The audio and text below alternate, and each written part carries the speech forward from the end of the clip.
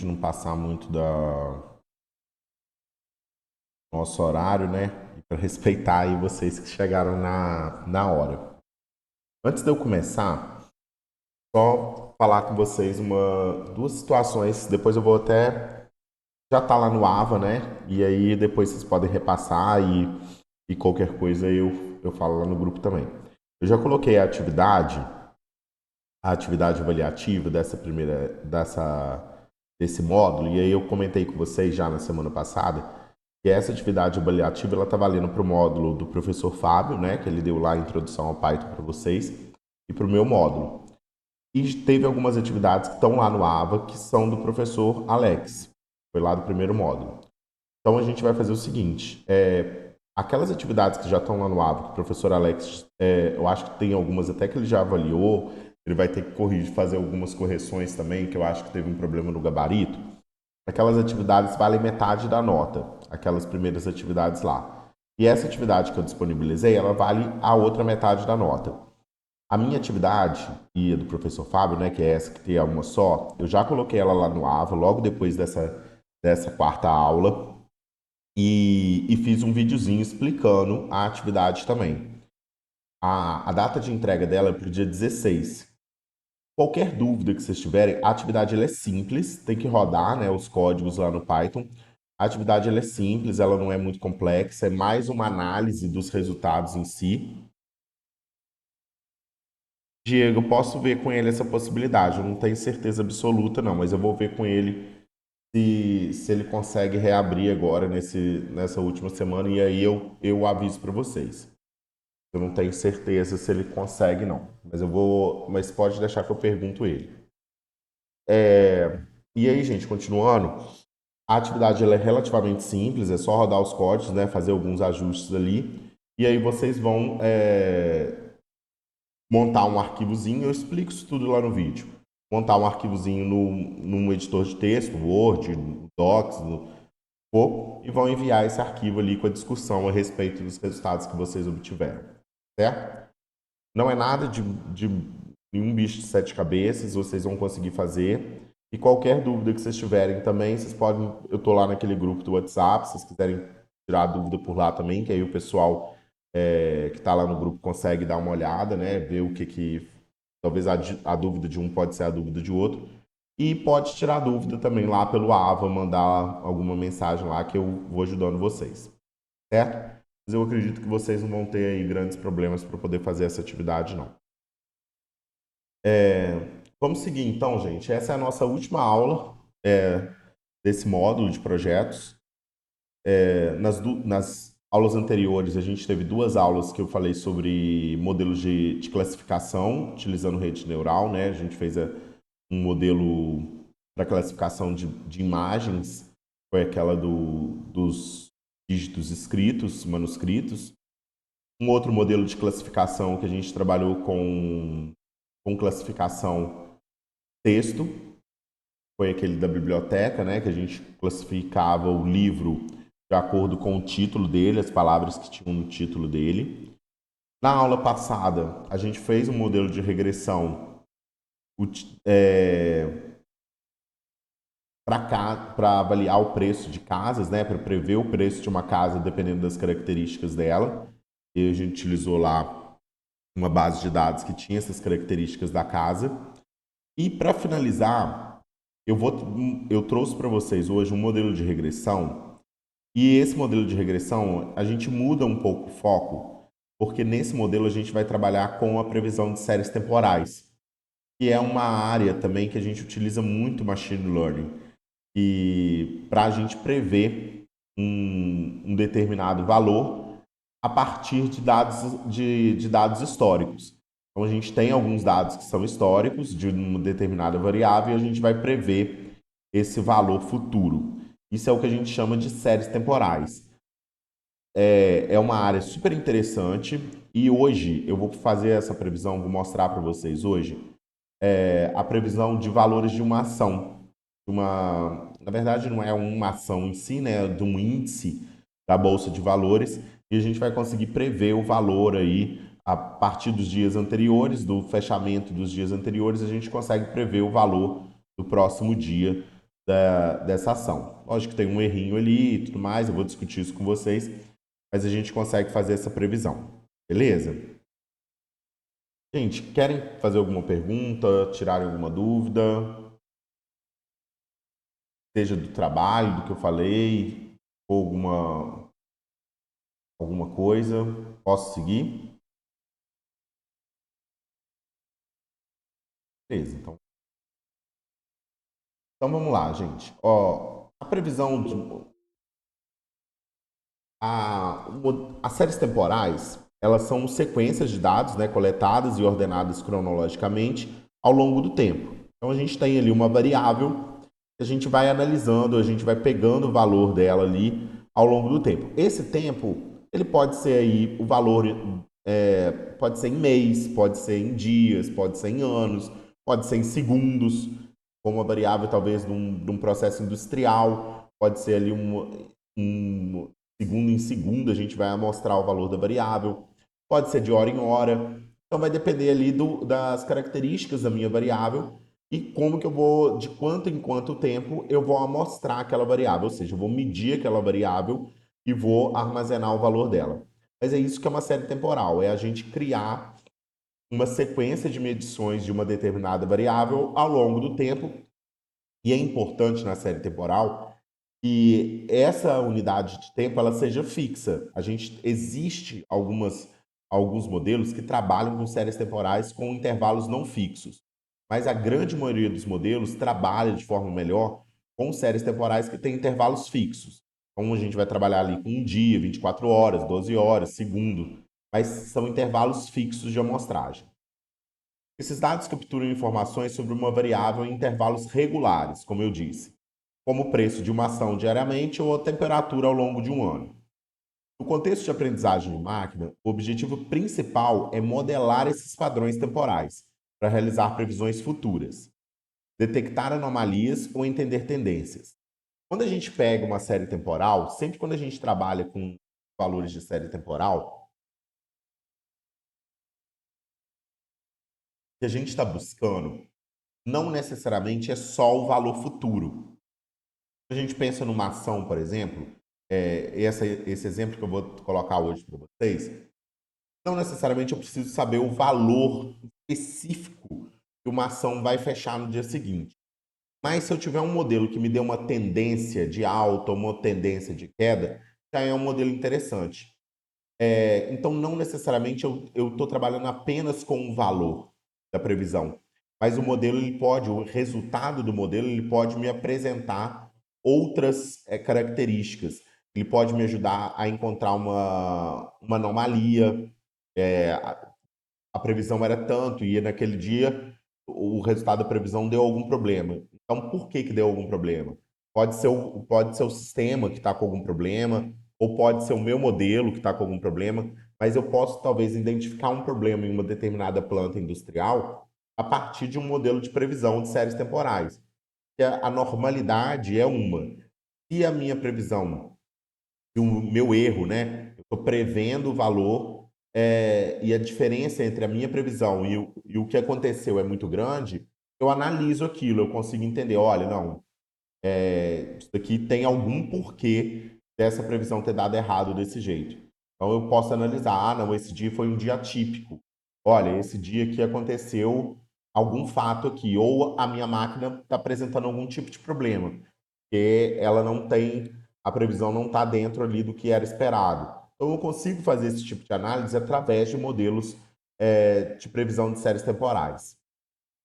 Ao contrário de dados tradicionais, onde as previsões são independentes, as séries temporais apresentam dependências temporais, que exigem técnicas específicas, como redes neurais recorrentes ou a Long Short Term Memory, que é aquela rede neural que eu mostrei para vocês na última aula, que é a LSTM. Mostrei só uma imagenzinha ali para capturar essas correlações.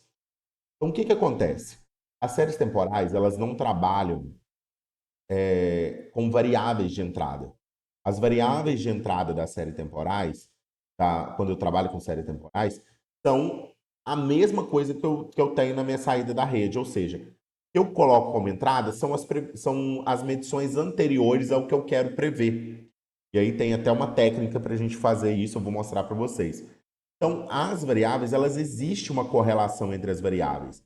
É o que ele chama aqui de dependência temporal. Essa dependência temporal, a gente consegue, através de alguns métodos, analisar até quando essa dependência temporal vai. Então, a gente pode fazer o seguinte, olha, eu vou precisar de 5 dias para me poder prever o próximo dia. Ou não, com 3 dias eu já consigo prever o próximo dia. Eu consigo, através de algumas técnicas, fazer essa análise. Eu não vou entrar nesse mérito com vocês, que aí já é algumas são métodos estatísticos que a gente utiliza, mas a gente consegue fazer isso. A gente consegue capturar e entender essas dependências temporais através dessa análise. Aqui eu estou colocando que o interessante é a gente utilizar redes mais potentes, vamos colocar assim, né? Que são as redes recorrentes ou a LSTM, que é a rede de memória de longo prazo. Mas não necessariamente para todos os modelos eu preciso utilizar redes de deep learning com camadas diferentes do que uma camada oculta normal de um perceptron, de uma multicamada, de uma rede de múltiplas camadas. Não necessariamente eu preciso sempre. Pode ser que o meu problema eu consiga resolver ele com uma rede normal, uma rede densa, com 2, 3 camadas ocultas, sem a necessidade de eu partir para uma rede para o Deep Learning, que é uma rede mais conectada, gera mais pesos, aquilo que eu já tinha falado com vocês. Eu aumento a minha carga de processamento e tudo mais. Então, talvez eu consiga resolver o meu problema com uma rede mais simples. Isso vai variar de problema para problema, certo? Ou alguns problemas, dependendo da correlação que eu tiver, eu vou precisar de talvez buscar redes mais potentes. Pessoal, mesma coisa que eu falei nas últimas aulas, tá? Eu vou ir passando aqui, estou ir falando, mas a hora que qualquer dúvida, colocação que vocês quiserem fazer aí, vocês fiquem à vontade, tá? Pode abrir o microfone aí ou colocar aqui no chat que eu vou vai conversando. Uma técnica que a gente utiliza, que é uma técnica de pré-processamento de dados, é a técnica da janela deslizante. Essa técnica ela não é tão complexa da gente entender o que está sendo feito ali. Quando a gente trabalha com séries temporais, o que a gente quer é o seguinte: eu preciso pegar 3 dias para prever o quarto dia. Então eu passo para a entrada da minha rede 3 dias. A previsão ali, eu estou falando em dias, mas pode ser em segundos, pode ser em horas, pode ser em anos, o que for, né? Estou falando em dias aqui, que nesse caso aqui do exemplo da aula de hoje vai ser em dias. Mas pode ser no que for. Então eu preciso de pegar 3 observações anteriores para prever a próxima observação que eu tenho, certo? Então eu tenho ali uma sequência de observações, pode ser ali em dias, pode ser ali 2 anos de observações, e aí eu tenho que montar a minha matriz de entrada e saída da minha rede, que são os dados de treinamento e de validação, desculpa, dados de entrada e os dados de saída da minha rede, eu preciso montar eles com essa característica, porque quando eu pego, eu tenho ali como se fosse um vetor. Eu tenho ali ou um vetor, um coluna, um vetor linha. Mas eu tenho ali o número de medições para cada dia. Então pego ali essa informação. O que eu preciso fazer é montar uma estrutura que pegue 3 dias e a minha saída é o quarto dia, o valor que eu tenho de previsão no quarto dia. Depois eu vou pegar os 3 próximos dias. Então, eu pego ali a primeira linha, vai ficar o dia 1, dia 2, dia 3 e prever o dia 4. Na segunda linha, eu vou pegar o dia 2, dia 3, dia 4 e vou prever o dia 5. Na próxima linha, eu vou pegar o dia. Perdi a conta. Dia 5, dia 3, dia 4, dia 3, dia 4, dia 5 e vou prever o dia 6. Ou seja, a cada linha dessa, eu vou. É como se eu tivesse, por isso que chama janela deslizante. É como se eu estivesse pensando assim, num vetor, tem ali os dias certinho, e eu vou pegando um quadradinho ali e passando por eles, tá certo? Então eu pego ali um conjunto de 3 dias, que é para minha entrada da rede, e o próximo dia é a saída da minha rede. Isso é a técnica que a gente chama de janela deslizante. só ler aqui para ver se eu não pulei alguma coisa. É uma técnica amplamente utilizada no treinamento de modelos de aprendizado de máquinas para séries temporais. Nesse método, uma janela de tamanho fixo é deslocada ao longo dos dados, capturando sequências de observações passadas, que são utilizadas como entrada do modelo. A janela deslizante permite transformar a sequência original em um conjunto de amostras de treino, onde cada janela contém os dados anteriores e a saída desejada, correspondente aos valores futuros. Então é isso que eu falei com vocês. Olha, é uma janela de tamanho fixo, então a gente pode pegar 3 observações anteriores e prever a próxima observação. 3 prever a próxima, 3 prever a próxima. Então eu vou montando dessa forma. Essa abordagem é particularmente útil para capturar as dependências temporais, pois permite que o modelo use as informações mais recentes para prever o futuro. Ao ajustar o tamanho da janela, é possível controlar quanta história o modelo deve considerar. Impacta diretamente na precisão das previsões. Então, o que eu estou fazendo aqui é pegar valores antigos para prever o próximo valor. Tem uma imagem aqui. Olha só, isso daqui é a imagem da janela deslizante. Então, observe o seguinte. Nesse primeiro quadradinho aqui, eu peguei esse quadrado que está aqui em azul, cinza escuro, né? E a minha previsão é esse próximo aqui. Eu afasto um pouquinho esse quadrado e pego os próximos aqui, e aí a minha previsão vai ser o próximo. Então, é como se eu estivesse andando com isso daqui pelo meu vetor, certo? Gente, deu para entender essa técnica da janela deslizante? Conseguiram imaginar o que eu estou falando? Pode Nesse falar, Nayara. caso, o Pode falar, tamanho da Anderson. janela. Oi. Não, Nesse pode falar. caso, tá me ouvindo? Tô sim. Tá. Nesse caso, o tamanho da janela ela vai influenciar bastante, né? Com certeza. Com certeza. É aquilo que eu falei. Existem algumas técnicas. A gente pode fazer isso através de teste. Posso rodar o meu modelo, mudando o valor ali das janelas, alterar esse valor das janelas e ver ali o que vai acontecer com o meu resultado. Mas existem alguns testes estatísticos que me ajudam a determinar o tamanho dessa janela. Eu não vou entrar em mérito desse teste estatístico, porque envolve ali outras coisas, mas existem. Mas a gente pode fazer através de teste também. Eu vou mudando ali o valor e vou verificando como que o meu modelo se comporta, certo? Não tem problema nenhum. Mas é importante, influencia. Vou rodar algumas vezes com vocês aqui, o código está lá. Podem fazer alguns testes, vocês vão ver que muda completamente a forma da minha saída. Pode falar, Nayara. Professor, eu sei sobre algoritmos, por exemplo, em imagens, né, para, por exemplo, a desmatamento, né, algum Sim. tipo de classificação de previsão futura, né, de cenários futuros.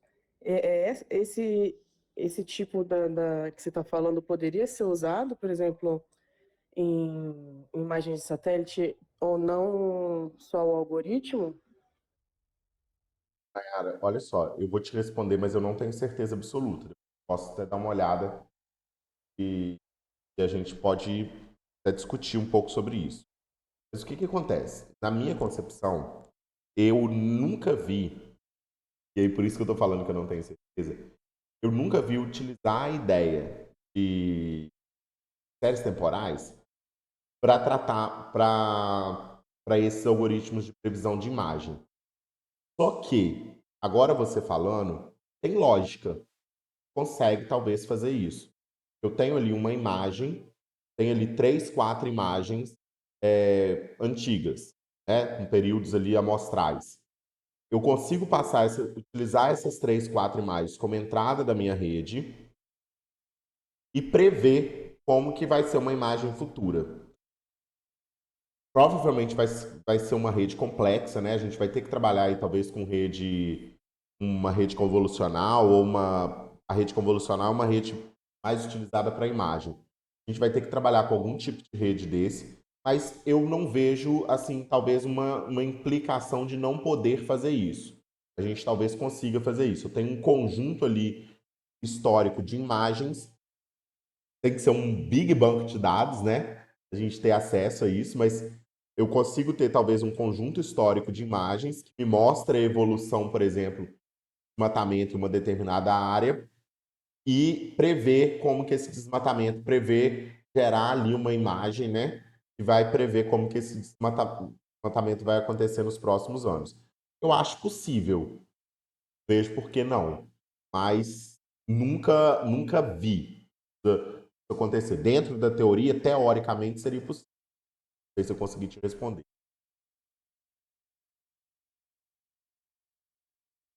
Conseguiu, professor. Obrigada. Tenta, não sei se você mas tenta, depois conta pra gente, mas é uma possibilidade. Eu falo que quando a gente trabalha com machine learning, a gente tem que tentar diversificar, porque a gente não tem muita certeza de como que vai ser. Mas numa tentativa dessa, lógico que tem algumas coisas que a gente tem certeza que talvez não vai dar certo, porque foge das regras. Mas é o que eu te falei, dentro da teoria, né? Eu acho possível. Eu não sei se vai dar certo, mas eu acho bacana talvez tentar. É uma ideia interessante. Beleza, então, gente, podemos seguir? Lá no código, quando eu for mostrar o código para vocês, vocês vão talvez conseguir entender melhor essa questão da janela deslizante, se ficou alguma dúvida ainda. E aí eu abro lá as variáveis, né? Vocês vão ver como que elas foram montadas. Então, e aí vamos para o nosso problema, né? Então, o nosso problema de hoje. Nosso problema de hoje é o seguinte: precisa de um modelo de A que seja capaz de prever o valor de uma ação na bolsa de valores, tendo como entrada o valor da ação em 3 dias anteriores. Então, eu sei qual que é o valor em 3 dias anteriores daquela ação e vou prever o valor dela no próximo dia, certo? É isso que a gente quer. Vou passar como entrada no meu modelo o valor de fechamento da ação 3 dias anteriores e vou prever qual que vai ser o fechamento dela no próximo dia. A gente vai utilizar hoje uma base de dados que é, na verdade, não é necessariamente uma base de dados fixa. Vou até mostrar para vocês como que a gente vai fazer isso hoje. Mas é um índice que a gente encontra muito ele quando a gente pega aí artigos, quando a gente pega para ler sobre treinamento de redes neurais com séries temporais, que é o índice SP500. SP500. Esse índice SP500, ele é um índice, é igual a gente tem o Ibovespa. O Ibovespa aqui no Brasil, eu nem sei se a gente consegue tirar o Ibovespa. A gente talvez até consiga utilizando essa biblioteca que eu falei que a gente vai utilizar hoje. Eu não testei. Mas o Ibovespa, ele é um índice que pega ali, ó, agora eu não vou saber ao certo, né? Mas ele junta ali o valor das ações, se eu não me engano, das 100 maiores empresas que estão listadas na Bolsa de Valores de São Paulo e junta esses valores ali e através de uma conta, uma média, eu não sei ao certo como que ele faz, mas aquele índice ali, ele apresenta uma tendência que vai acontecer na Bolsa a partir dos valores dessas ações aí das 100 maiores empresas. Então, esse índice SP500, ele é um índice da Bolsa dos Estados Unidos. Não só da Bolsa de Nova York, mas da outra bolsa lá dos Estados Unidos. Mas das duas bolsas dos Estados Unidos. E ele junta o valor das ações das 500 maiores empresas com capital aberto listadas nas bolsas de valores dos Estados Unidos. E aí ele faz justamente isso, né? Esse SP500 vai ajudar a gente a ter uma noção como que está o mercado. As empresas estão aumentando, o mercado está crescendo, ou se o mercado está reduzindo. Ele não é o valor específico da ação de uma determinada empresa, mas ele me mostra ali uma tendência de mercado, certo?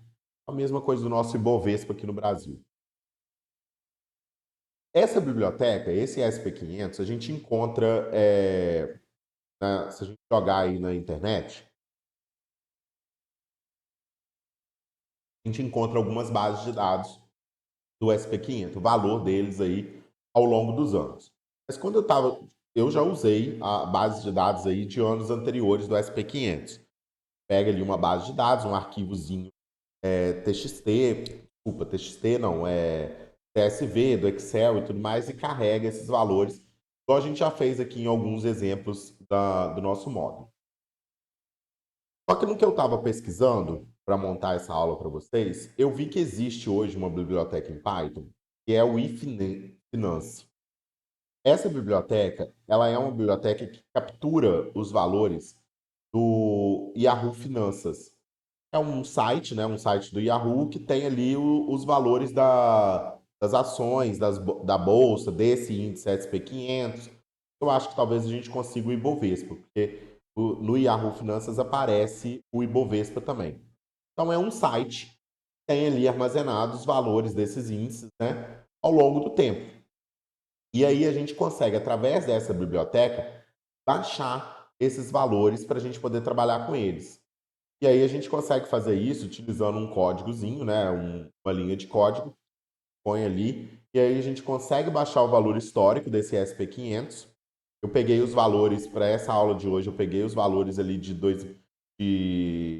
2023 para trás, 2020 até 2023. Tem ali depois o código, a gente vai. Ah, não, tá ali em cima, né? Peguei de janeiro de 2020 a dezembro de 2023. Mas você consegue pegar outros, você consegue aumentar essa janela, se você quiser, através desse códigozinho. E aí a gente utiliza o ticket, que aparece no Yahoo Finanças. Então, o SP500 no Yahoo Finanças, ele tem um códigozinho, que é esse aí, o circunflexo GSBC. Esse índicezinho aí, ele aparece, a gente consulta lá no Yahoo Finanças, né, pesquisa, e a gente descobre qual que é esse índice. Então, se quiser testar esse código para uma outra ação de uma determinada empresa, pode ir lá no Yahoo Finanças, olhar qual que é esse códigozinho que aparece no site e substituir lá nessa linha de código, certo? Facilita muito a nossa vida, porque a gente pode pegar valores atualizados, né?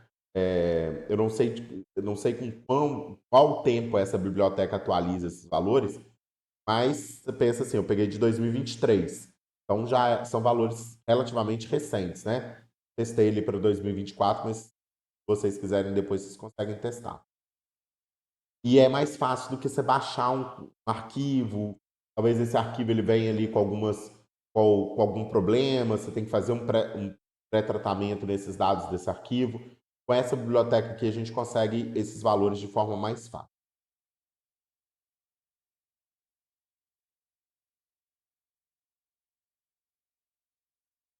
Nesse exemplo de hoje, a gente vai trabalhar com dois pré-processamentos. A gente vai utilizar a normalização, que foi o que a gente fez na última aula, que é colocar os valores entre 0 e 1. Isso auxilia para a gente ao longo do tempo nessa rede.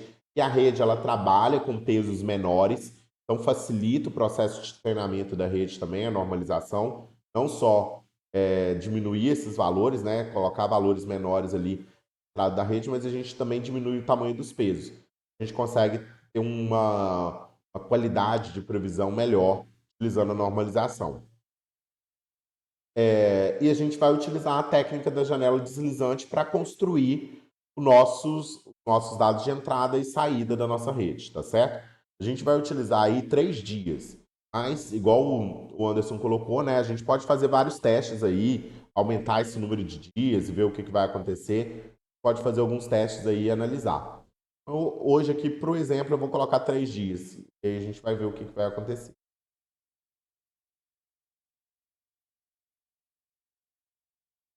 De modelo, a gente vai utilizar o que a gente vem utilizando nas últimas aulas, que é o modelo do sequencial do Keras.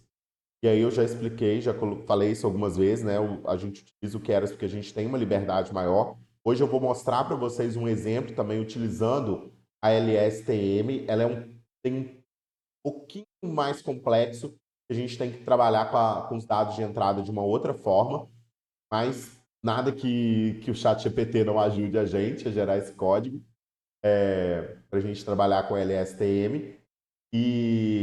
Mas eu vou mostrar para vocês e eu consigo fazer isso com o Keras. porque eu tenho essa liberdade, né, de misturar diferentes tipos de camada, uma camada que vai ser uma camada de memória de longo prazo, com uma camada densa, que é a minha camada de saída. Então, a facilidade que a gente tem com o Keras vale muito a pena a gente utilizar ele, ao invés, talvez, de um scikit-learn para treinar modelos, do que tem uma maior dificuldade. Métricas vão ser as mesmas que a gente utilizou na última aula. O RMSE, né, que é a magnitude do erro, da previsão, que é no valor que a gente precisa. O MAP, que é o erro percentual. E o R quadrático, que é um ajuste. Séries temporais, gente, o R quadrático, muitas das vezes, ele não é tão significativo. Mas o MAP e o RMSE são métricas interessantes para a gente. Vamos lá para o código. Gente, alguma dúvida disso que eu falei até agora? Tranquilo, podemos ir para o código?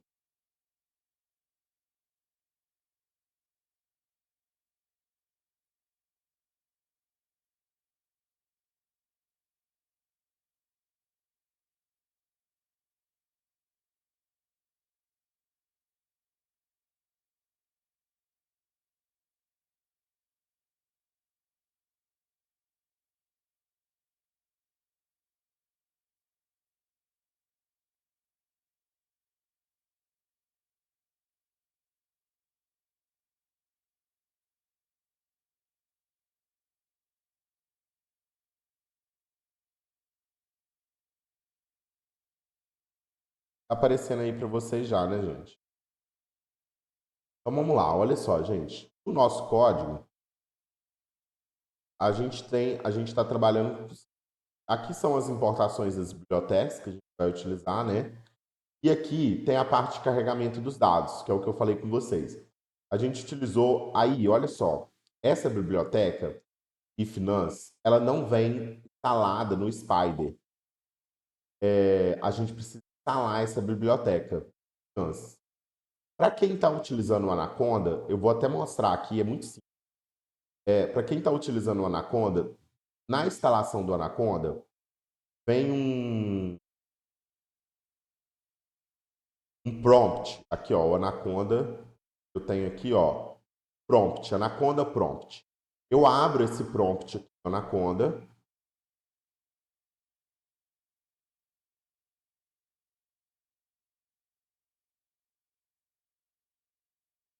Sempre quando eu for precisar de instalar uma biblioteca, eu vou fazer isso que eu estou fazendo aqui agora.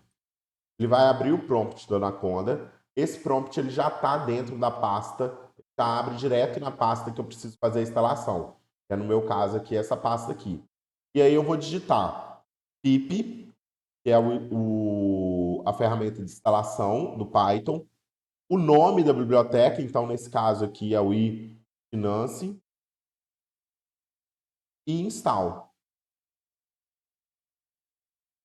Feito isso daqui, ele vai instalar. Lógico, pode gerar algum probleminha, né? Pode ser que de uma biblioteca para outra vai ter algum problema e tudo mais, mas na grande maioria das vezes, aí 90% das vezes, não vai ter problema nenhum e vocês vão conseguir instalar. Se tiver algum problema com os fóruns, ChatGPT, ele ajuda aí a solucionar esses problemas. Mas 90% das vezes é isso que tem que ser feito.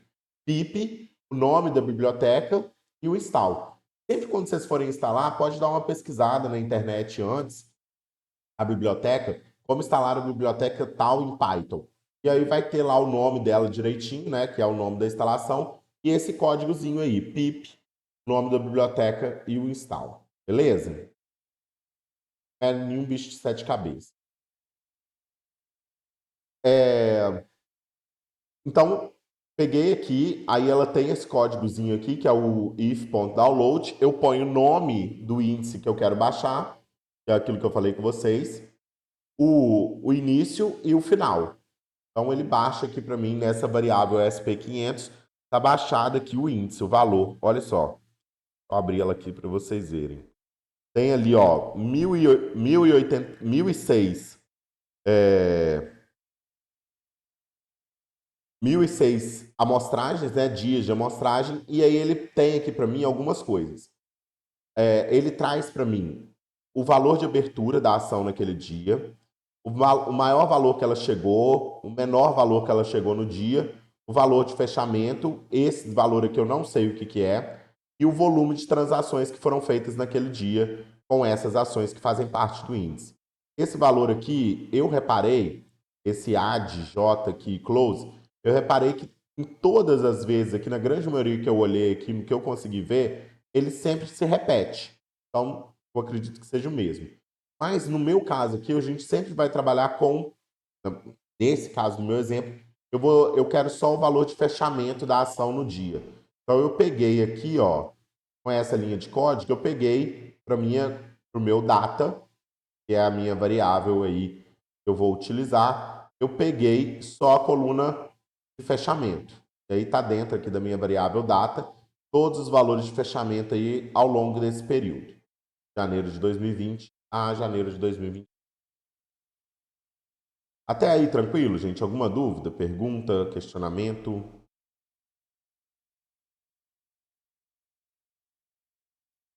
Não? Posso seguir? Nessas próximas duas linhas de código aqui, é aquilo que a gente já tinha feito nas últimas aulas, né? Que é a gente colocar os valores aí entre 0 e 1. Então a gente usa essa função min-max para fazer isso. E aí a gente consegue padronizar meus valores. Então eu peguei aqui, ó, esse escala de data é os meus valores padronizados, 0 e 1. Essa função que está aparecendo aqui é a minha função que cria a minha janela deslizante. Essa função aqui, ela está fazendo o quê? Eu vou explicar ela por alto aqui, mas dá para entender. Então, eu criei uma função aqui. Isso daqui, gente, eu estou definindo uma função e depois eu uso ela aqui, tá vendo? Isso aqui a gente faz normalmente, se a gente precisar utilizar em outra parte do código, a gente pode fazer. Mas a gente faz isso aqui, a gente cria essas funções aqui para simplificar e para o nosso código ficar mais organizado. O que essa função faz? Desculpa. Essa função aqui, ela está gerando dois valores, x e y, e aí ela faz o seguinte, eu vou percorrer esse for aqui, é um laço que me ajuda a percorrer aquele vetor data, certo? Esse vetor aqui, ó, que é o vetor escala data aqui, que é o que eu vou passar para ele.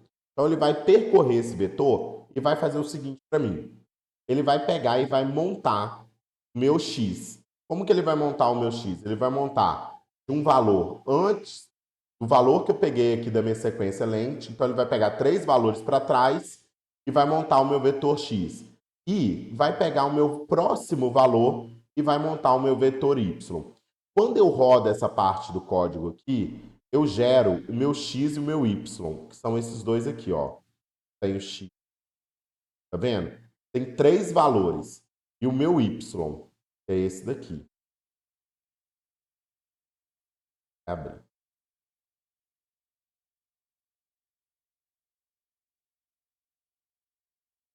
Olha só, gente. Então, é aquilo que eu falei com vocês da questão da janela deslizante. Reparem o seguinte. Esses daqui são os 3 primeiros valores e eu estou prevendo o próximo dia, tá certo? Então aqui, ó, os 3 valores que eu vou colocar como entrada e o meu valor de saída, que é o do meu próximo dia. Quando eu vou para a próxima linha, observe o seguinte, ela começou desse valor aqui. Então eu peguei esse valor e o meu valor que eu previ nessa primeira linha aqui, tá vendo? Agora ele passa a ser entrada. E aí eu prevejo aqui o próximo dia. E assim eu vou fazendo, ó. Tá vendo? Esse valor ele foi deslocado aqui, ó. Esse valor aqui ele foi deslocado, tá vendo, ó?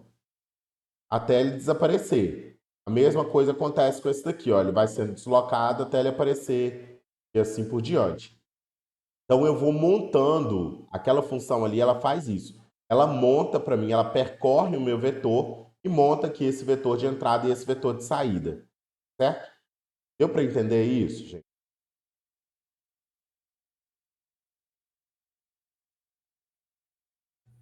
Oi, professor, boa noite. Eu não Boa entendi noite. essa parte, professor. Então, olha só, Wilson. Essa técnica que a gente está fazendo aqui é o que a gente chama de janela deslizante. Então, a gente tem um valor só. Deixa eu abrir aqui que eu vou explicar. Deveria ter feito outra coisa. Tá ruim o áudio aí, não sei se é só para mim. Estão conseguindo me ouvir, gente?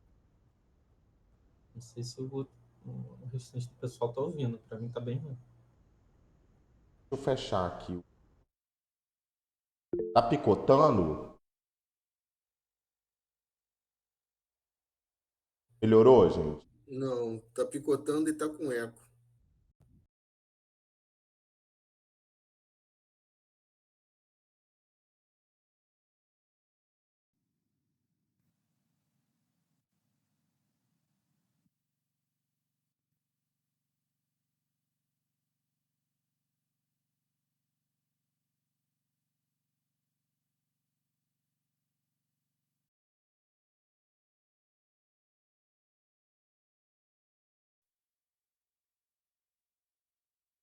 Estão me ouvindo agora? Mas tá a mesma coisa? Não melhorou nada, não? Não, melhorou, tá bom agora. Tá bom. Então vamos lá, gente. Olha só. Deixa eu abrir. Vai ficando muita coisa aberta aqui no computador. Ele vai. Acho que vai travando o áudio também. Vou abrir aqui 3 variáveis. Tá? Você. Vou abrir. Depois eu começar a falar.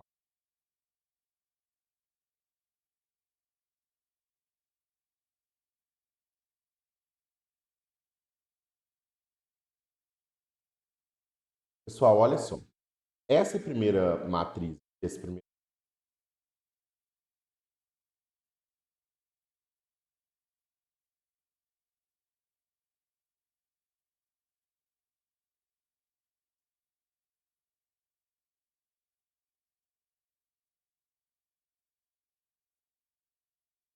Vamos lá.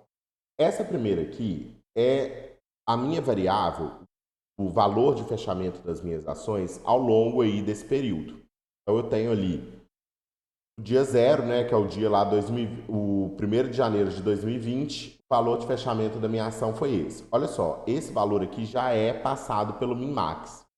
Então, ele é um valor maior, mas não me importa que não, é esse valor. Então é 0,39874 3,98744 é o valor aqui do meu primeiro dia. Professor, Oi. eu não tô vendo o que o senhor está explicando. O senhor está compartilhando essa Ah, tela? gente, desculpa. É porque eu compartilhei só. Eu tenho que compartilhar a tela cheia. Compartilhei só aí as janelas das variáveis não aparecem.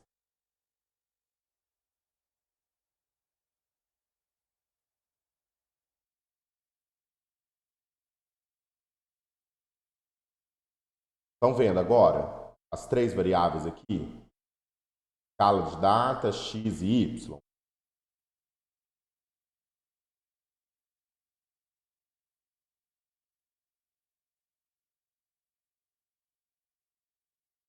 Abre o microfone para vocês me falar, porque senão eu não consigo. Porque eu estou na outra tela e não consigo ver. Estamos vendo sim. Ah, ótimo, então. Então vamos lá, gente. Olha só. Essa primeira aqui, que é a escala de data, é o valor do fechamento da minha ação aí ao longo dos anos, igual eu estava falando. Então eu tenho aqui no dia 1º de janeiro, depois no dia 2, depois no dia 3, depois no dia 4 e assim por diante.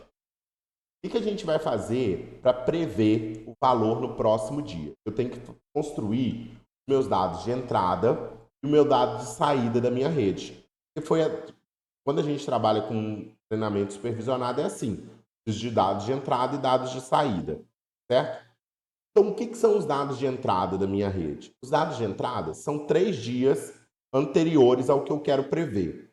Então, eu peguei lá, ó, olha só, nessa variável x aqui, que é a entrada da minha rede, eu peguei esse dia, o dia 0, o dia 1 e o dia 2.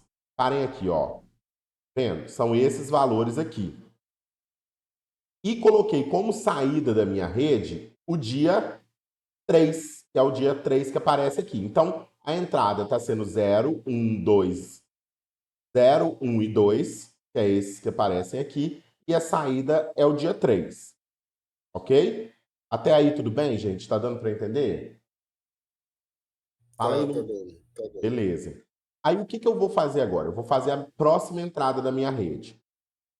Eu vou fazer o seguinte: esse dia 0, eu pulo ele e aí eu vou partir agora do dia 1. Então, eu vou pegar o dia 1, 2 e 3, que é o que eu fiz aqui, ó. Dia 1, dia 2 e dia 3, e vou prever o dia 4. Coloco o valor do dia 4 aqui. Novamente, terceira linha. Eu vou pular o dia 0 e o dia 1 e vou pegar o dia 2. Faço o dia 2, o dia 3 e o dia 4. E vou prever o valor do dia 5. E assim por diante. O que eu estou fazendo então? Eu estou montando na matriz X, que é as minhas matrizes de entrada, eu pego 3 dias anteriores. E na minha matriz Y, que é a minha matriz de saída, eu pego o meu próximo dia, que é o que eu quero fazer. Eu quero que a minha rede, tendo as informações de 3 dias anteriores, passando o fechamento dos 3 dias anteriores, eu quero que ela preveja o fechamento do próximo dia. Deu para entender? Deu, professor. Agora deu para entender o que eu estou vendo. Antes Então, eu não estava vendo. aí facilita muito, né? Com certeza. Mas então tá bom, gente. Mas todo mundo aí, gente, tranquilo? Eu nem percebi mesmo. Então vamos lá. Qualquer coisa vocês mandam no chat aí ou abre o microfone aí, tá, gente? Então vamos seguir. Então essa partezinha do código aqui, o que ela tá fazendo é isso. Ela tá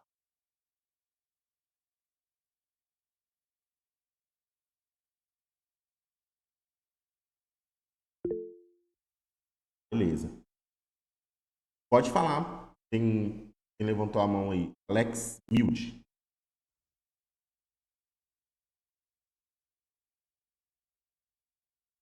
Não tô te ouvindo.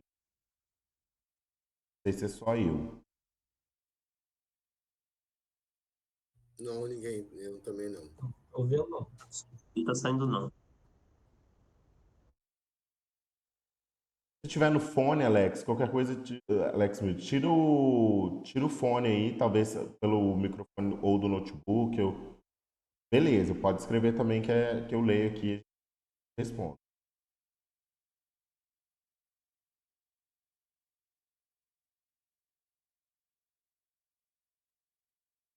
Beleza, pode colocar aqui que depois eu venho aqui e leio, tá?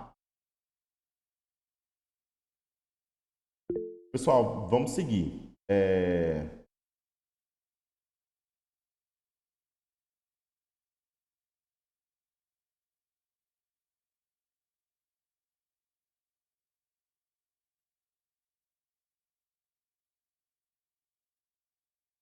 Então, aí, na verdade, agora não tem nem muito o que é de diferente, né? Aqui a gente construiu o meu vetor de entrada, o meu vetor de saída. Essa linha aqui é aquela linha que a gente usou em todos os nossos exemplos, que é a linha para separar o que a gente vai utilizar como treinamento, o que a gente vai utilizar como teste. Agora, um ponto importante que eu tinha falado até agora. Essa variável aqui é a minha variável que randomiza. A gente falou de randomização de entradas na última aula. Aquela variável ali nessa ação, Brain Test Split, é a minha variável que randomiza a minha separação. Quando eu trabalho com séries temporais, eu preciso passar para a minha rede os dados organizados. Se eu randomizo esses dados, eu perco o histórico temporal daqueles dados. Então, a minha rede ela não consegue entender o histórico temporal. Então, a gente não randomiza dados quando a gente trabalha com séries temporais. Dados eles precisam ser apresentados da forma com que eles foram gerados, certo? Com aquela ordem cronológica ali que ele tinha. Beleza?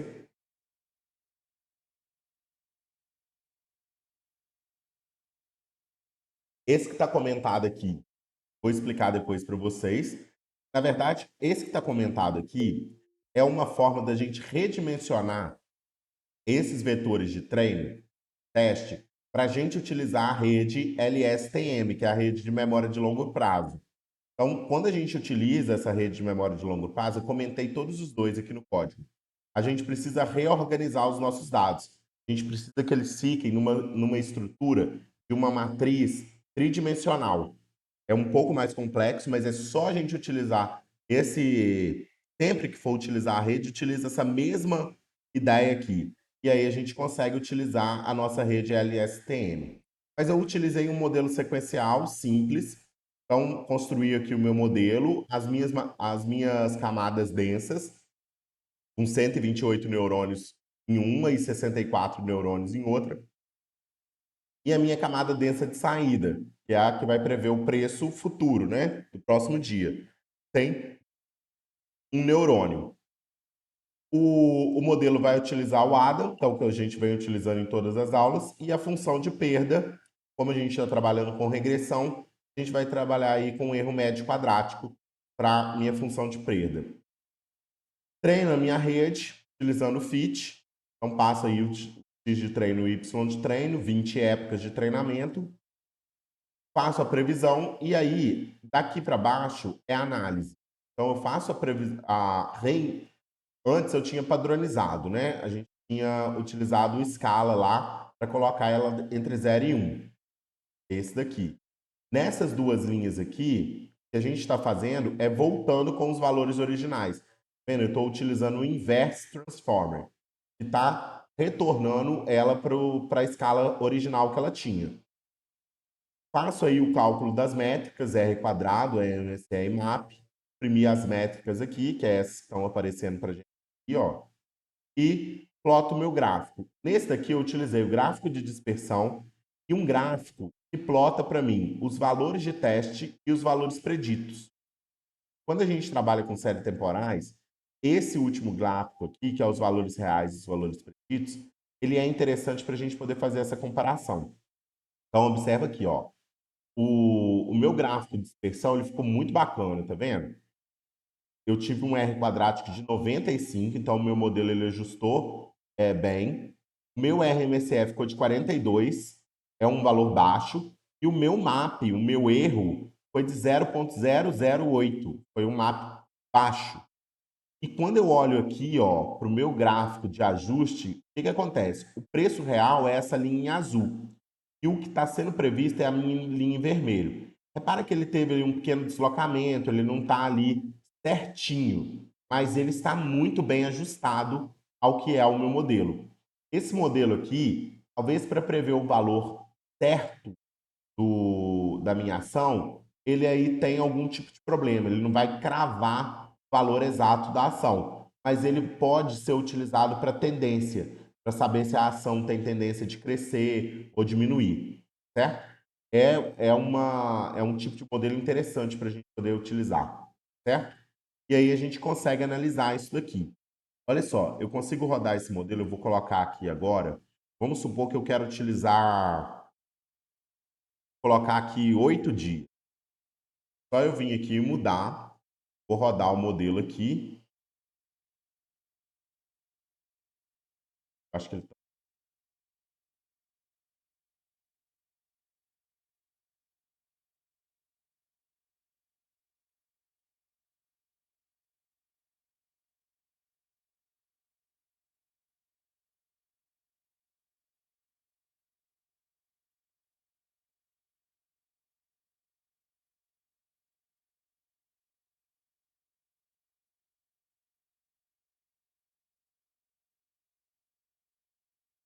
Olha lá.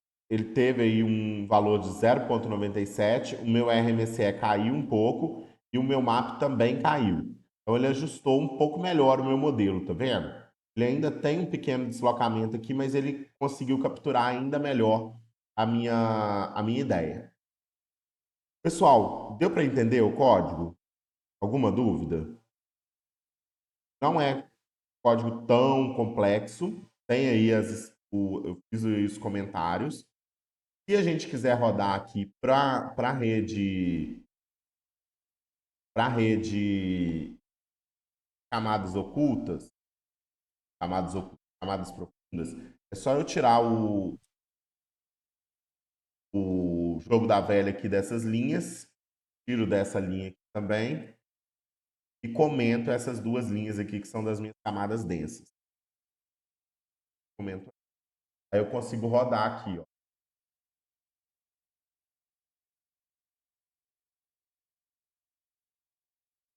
Aqui agora eu estou utilizando a rede de memória de longo prazo, certo? São 50 unidades de processamento, né? A gente chama elas de unidade de processamento, mas são neurônios, 50 neurônios, e a minha saída é uma rede, um neurônio. Tá?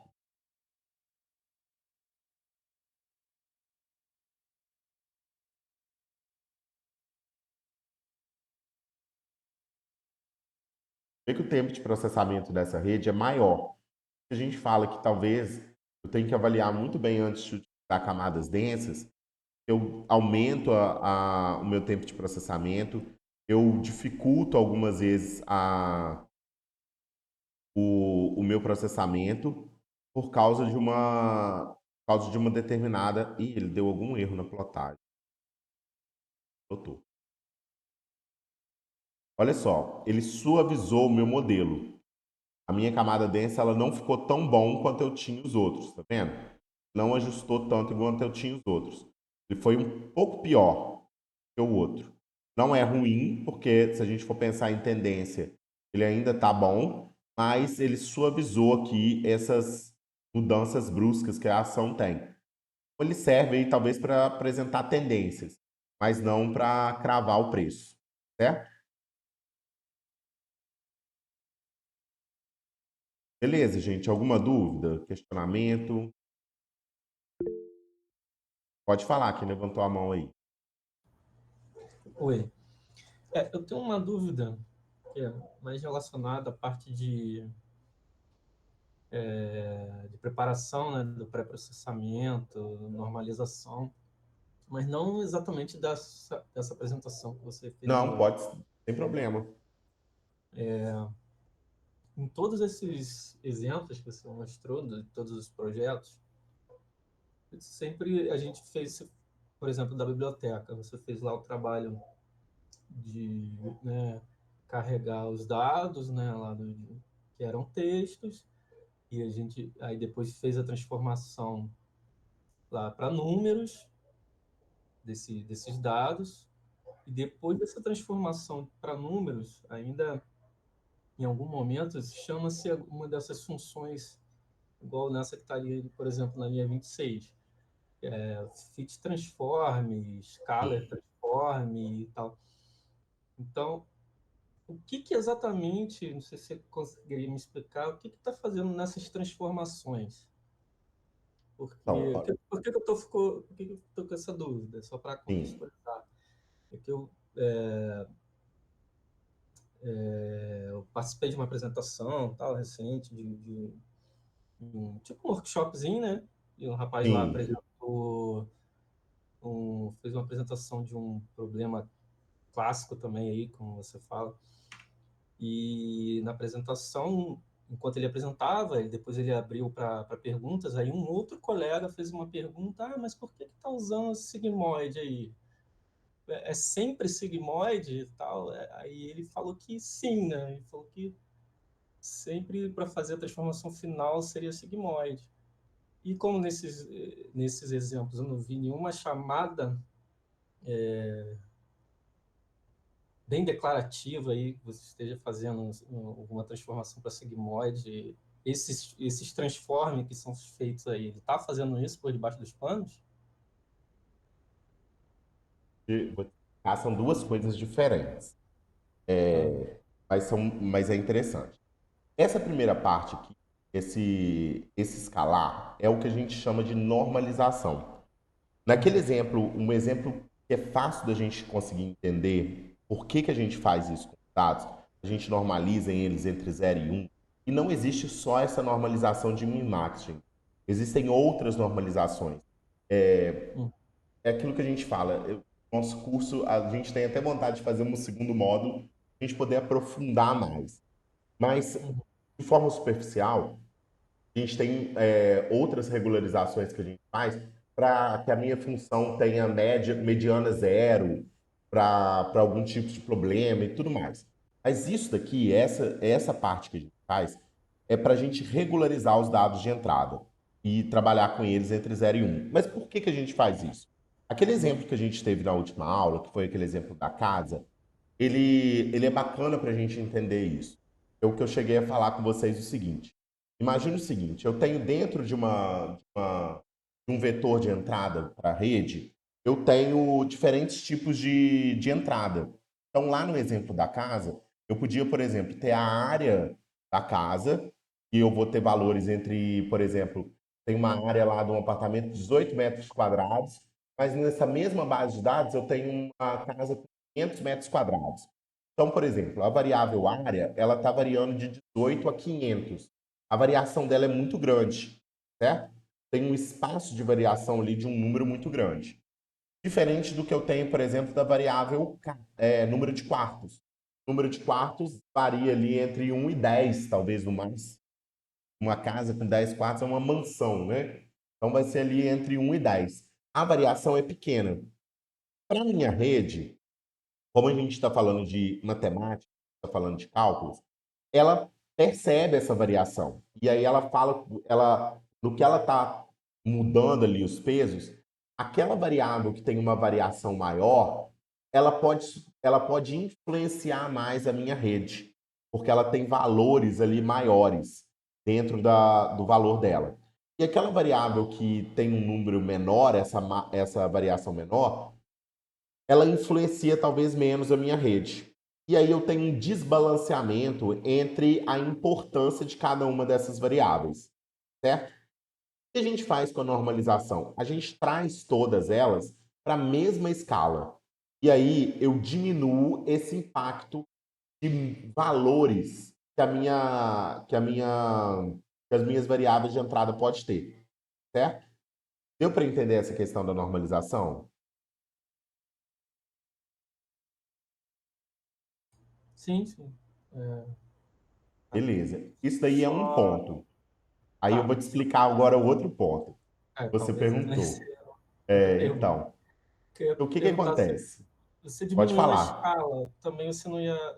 Nesse exemplo que você deu, entre 18 e 500, Sim. e você, mesmo diminuindo a escala, você não teria que ter uma representatividade desse intervalo nessa. Então, a minha representatividade ela se mantém, porque na verdade eu vou ter valores ali excursionando. Se a Uhum. gente for pensar assim, estatisticamente, eu tenho valores ali entre 0 e 1, mas que estão excursionando do mesmo jeito, como se eles estivessem excursionando entre 8 e 11. Eu não diminuo os intervalos de variações. Eles Uhum. variam da mesma forma. Só que Uhum. eu impacto menos. É como se eu tivesse uma forma muito grosseira, isso que eu estou falando, não necessariamente é isso, mas é como se eu estivesse analisando de forma percentual. Eu trago todos para 0 ou 1 como se fosse uma porcentagem, entendeu? Eu tiro a, a variação de número, né, de grandeza deles. Sim, entendi. Agora. Mas eu não perco essa variabilidade. A variabilidade ela continua, mas ela varia entre 0 e 1 e não mais entre números grandes, certo? Ok. Agora, você fez uma outra pergunta e falou o seguinte: o cara falou da questão do sigmoide. O sigmoide, ele não tem nada a ver, ele tem um pouco a ver, mas ele não tem, assim, não é especificamente, ele não está ligado diretamente a isso daqui. O que é o sigmoide? O sigmoide, ele é uma função de saída da minha rede. E é isso que aparece aqui, ó, tá vendo? Uma função de ativação. É o ReLU. Esse ReLU aqui é um tipo de função de ativação. E o sigmoide é um outro tipo de função de ativação. O que é o sigmoide? O sigmoide ele é uma função que existe, igual uma função logarítmica e tudo mais. Ele é uma função que existe. E a função sigmoide, ela varia entre 0 e 1. Por isso que a gente utiliza, na grande maioria das vezes, o sigmoide. Mas não necessariamente precisa ser sempre o sigmoide. Se eu não me engano, no exemplo que eu utilizei na aula passada, vou até abrir ele aqui para não falar besteira, mas o da aula 3, eu não utilizo o sigmoide. Eu utilizo o linear. Aqui, ó. Tá aqui, ó. A função de ativação que eu uso para a camada de saída não é a sigmoide, é a linear. A linear, ela não varia só entre 0 e 1. Ela varia de forma linear. Então, eu consigo utilizar outros tipos de funções. Mas essas funções, elas têm que estar alinhadas ao meu problema. Por exemplo, eu não posso utilizar uma rede com função de ativação linear, com a função de ativação linear, para um modelo de classificação. Não funciona. Eu tenho algumas funções que vão funcionar para modelos de classificação, outras que vão funcionar para modelos de regressão, outras que vão funcionar para quando eu tenho valores de saída entre 0 e 1, que é o caso, por exemplo, desse problema de hoje. Esse problema de hoje ele tem valor de saída entre 0 e 1. Essa função dense aqui, ó, o default, que é quando eu não falo qual que é a função de ativação, ela usa o sigmoide. O sigmoide é a função de ativação mais comum que a gente tem, para quando a gente fala de problemas de regressão. Principalmente quando eu regularizo os meus dados, quando eu trabalho com os dados regularizados entre 0 e 1. Porque se eu não trabalhar com os dados regularizados entre 0 e 1, não, talvez o sigmoide não vai ser tão interessante. Eu posso utilizar o linear, entendeu? Então isso vai depender do meu problema. Não necessariamente eu tenho que utilizar sempre sigmoide, mas ela é uma das funções mais populares. Na grande maioria das